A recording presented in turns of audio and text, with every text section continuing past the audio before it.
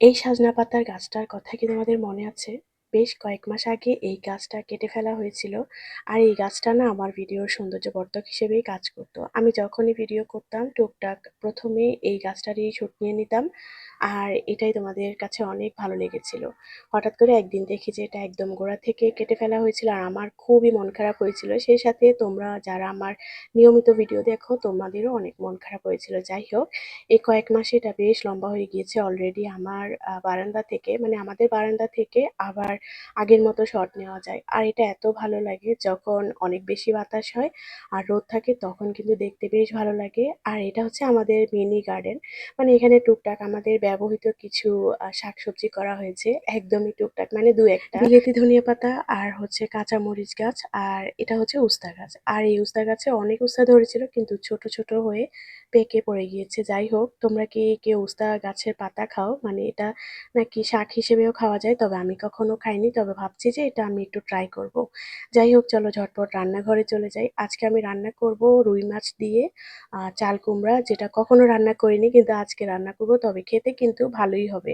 আসলে কিছু জিনিস আছে আমি বুঝতে পারি যে এটা খেতে ভালো হবে। তবে আমাদের রেগুলার বা কখনো তেমন একটা খাওয়া হয় না। আমাদের আসলে রেগুলার বেসিসে যে রান্নাগুলা সেগুলাই খাওয়া হয়। টুকটাক যেটা আমি আনকমন করে থাকি বা আমি একটু ফেসবুক ঘেঁটে-ঘুটে করে থাকি সেগুলো অবশ্যই তোমাদের সাথে শেয়ার করা হয়। আসলে আমি আমার রান্নাগুলা কিন্তু কিছু আমার মা থেকে, কিছু আমার শাশুড়ি থেকে, আবার অনেকগুলা কিন্তু তোমাদের থেকেও শেখা। মানে তোমরা যারা ফেসবুকে সুন্দর, সুন্দর আ রেসিপি শেয়ার করো তাদের কাছ থেকেও আমি অনেক রান্না শিখেছি। তো এই চাল কুমড়া দিয়ে রুই মাছটা আমার কিন্তু ফেসবুক থেকেই শেখা। আমি কিন্তু চাল কুমড়া একদমই খেতাম না। তবে বাসায় যখনই চাইনিজ ভেজিটেবলটা করা হয় তখন আনা হয়। তো টুকটাক যখন একটুখানি বেঁচে যায় ওইটা দিয়ে হয়তোবা ভাজি করা হয় বা মাছ দিয়ে রান্না করা হয়। তবে চাল কুমড়ার ভাজিও কিন্তু অনেক মজা, যেটা আমার শাশুড়ি করে। আমাদের বাসায় যখন চাল কুমড়া আনা হয় আমি জীবনেও কোনোদিনও খেতাম না। এখানে আসার পরে আমি চাল কুমড়া ভাজি খেয়েছিলাম। ভাজিটা টুকটাক ভালোই লাগে।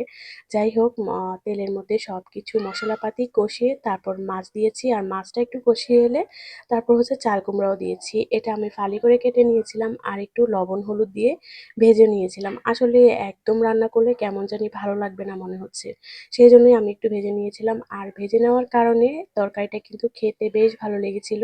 তবে আমি একটু মরিচের পরিমাণ কমই দিয়েছি। আমার কাছে মনে হয়েছে যে এটা লাউ টাইপের যেহেতু তরকারি, মরিচের পরিমাণটা একটু কমই দিতে হবে। আর এমনভাবে রান্না করেছি যাতে আমার মেয়েও খেতে পারে।